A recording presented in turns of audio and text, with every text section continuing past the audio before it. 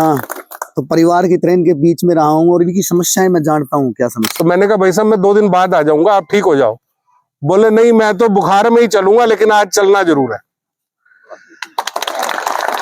मैं यहाँ आता था तो रेगुलर आता हूँ मैं यहाँ, ये मेरा परिवार है।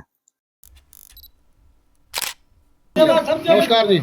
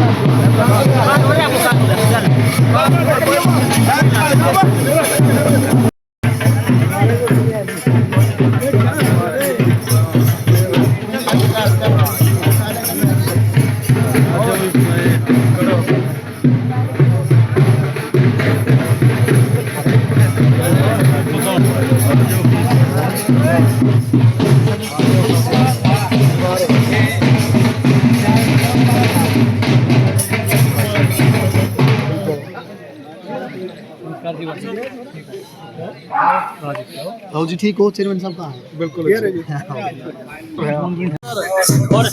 फोटो ले लो। अरे मैं और कड़ियां तो रहा था फोन। भगवान परशुराम की जय हो, जय हो। आओ चेयरमैन साहब। आप पूरे चेयरमैन साहब और पूरे समस्त अधिकारी गणों को सभी को आप सबका यहाँ पहुँचने पर पूरे गांव की तरफ से, जनगण की तरफ से सेवा परमो धर्म है।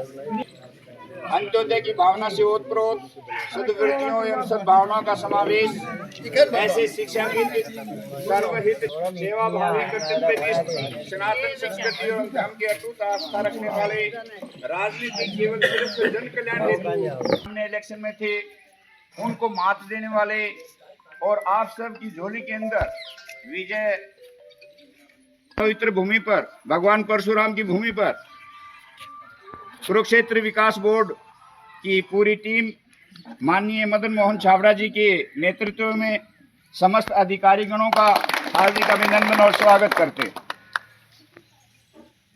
मान्यवर को क्योंकि मंदिर में खड़ा हूँ, चेयरमैन साहब बहुत बढ़िया।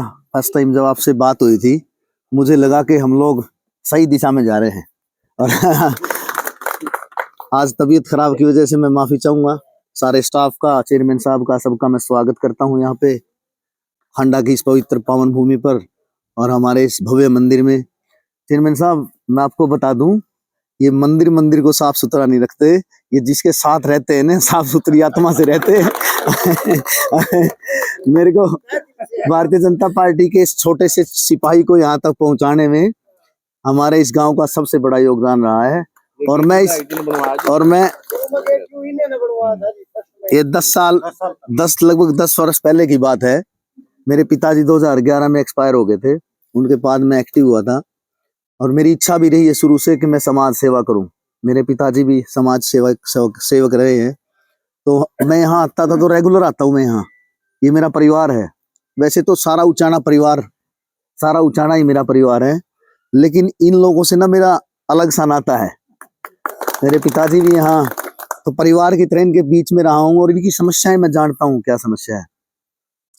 तो मैं स्टार्टिंग से मेरी भी इच्छा थी कि यहाँ जो भव्य जो मंदिर है इसको आगे बढ़ाया जाए, और क्योंकि हमारी भारतीय जनता पार्टी, हमारे मुख्यमंत्री जी, हमारे माननीय प्रधानमंत्री जी का आप सबको पता है कि कितने वो हमारे भगवान राम का भव्य मंदिर जो आप देख सकते हैं, ऐतिहासिक काम जो किया है भारतीय जनता पार्टी ने किया है। तो मैं आप सबका, स्टाफ का, मेरी माताएं बहनें भी देखो आज कितनी भारी संख्या में आई हैं, तो सब संपूर्ण गांव का मैं स्वागत करता हूं, धन्यवाद करता हूं।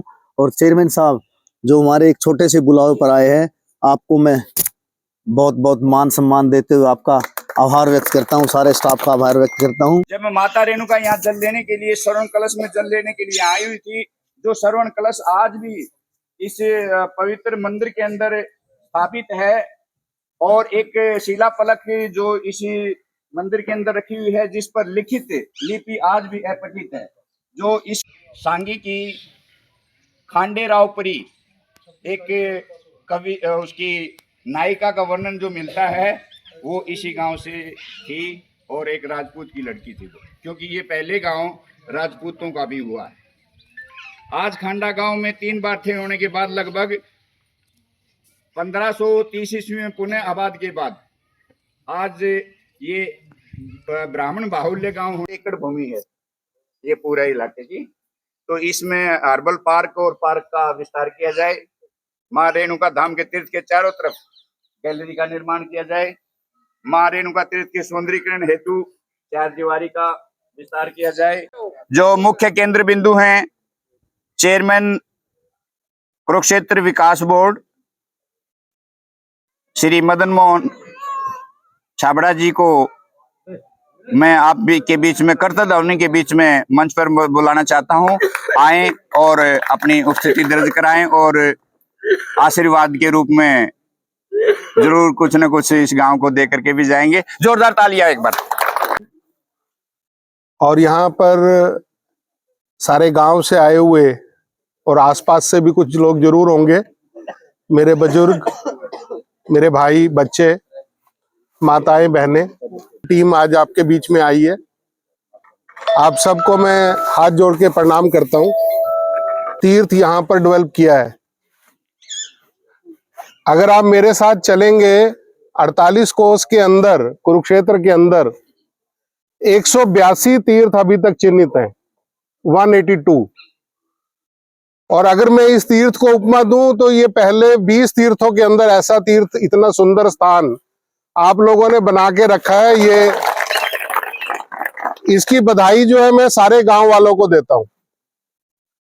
हमेशा जो तीर्थों को समाज चलाता है, समाज उनकी देखभाल करता है। सरकारों के ऊपर कोई तीर्थ नहीं चला करते। लेकिन जब से 2014 के अंदर भारतीय जनता पार्टी की सरकार बनी तो कुछ तीर्थों पे पहले भी विकास हुए, ऐसा नहीं कि केडीबी ने पहले काम नहीं किया।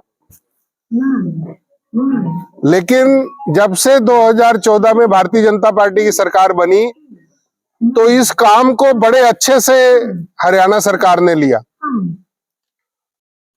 और उसके अंदर 100 से ज्यादा जाएंगे। 105 तीर्थों की योजना जो है वो केडीबी के द्वारा बना दी गई है, और लगभग 20 तीर्थों पे कार्य जो है वो पूर्ण हो चुके हैं और दूसरे चरण के शुरू हो गए। क्योंकि जो हमारे पास बजट आता है सालाना, उसके अंदर किसी भी तीर्थ को हम पूर्ण रूप से एक ही समय विकसित करेंगे तो 1 या 2 तीर्थ होंगे। तो हम क्या करते हैं कि चरणबद्ध तरीके से एक तीर्थ पे गए, उसका एक प्रपोजल बना लिया कि इसके अंदर ये 10 काम पूरे होने हैं, तो उन्हें धीरे धीरे कि पहले चरण के अंदर 3 काम हो गए, अगले चरण में फिर 2 हो गए, अगले चरण में फिर 3 हो गए, ऐसे सारे काम करते हैं। अब इन तीर्थों पे कार्य जो करते हैं उसका देखिए, इनको विकसित करने का कारण क्या है? श्रद्धा और भक्ति तो है ही है, वो तो इसके मूल में है। लेकिन इसके साथ साथ इसके कारण जो है, जो हमारे माननीय मुख्यमंत्री जी, नायब सैनी जी और मनोहर लाल जी का जो विजन था इसके पीछे, वो सबसे बड़ा विजन था कि सारा गांव इन तीर्थों के आसपास चलता है, इकट्ठे होता है। जैसे आप लोग बैठे हो तो गांव की संस्कृति जो है, गांव का जो समाज जो है, इन तीर्थों से जुड़कर आगे प्रेरणा पाता है और अपने लिए अपने काम करता है। दूसरा जो है, जब ये तीर्थ विकसित होंगे तो आने वाले समय में परिक्रमाएं भी विकसित होंगी। जैसे जब आप ब्रज की परिक्रमा में जाते हैं तो सिर्फ आप एक ही मंदिर में नहीं जाते, कभी आप नंदगांव जाते हैं, कभी आप बरसाना जाते हैं, आप में से बहुत लोग जाते होंगे ना। तो वो जो परिक्रमाएं हैं वो विकसित होनी, उनको डेवलप करना, वो भी सरकार का काम है। और उससे क्या होगा कि रोजगार बढ़ेगा, जो एम्प्लॉयमेंट है वो बढ़ेगा।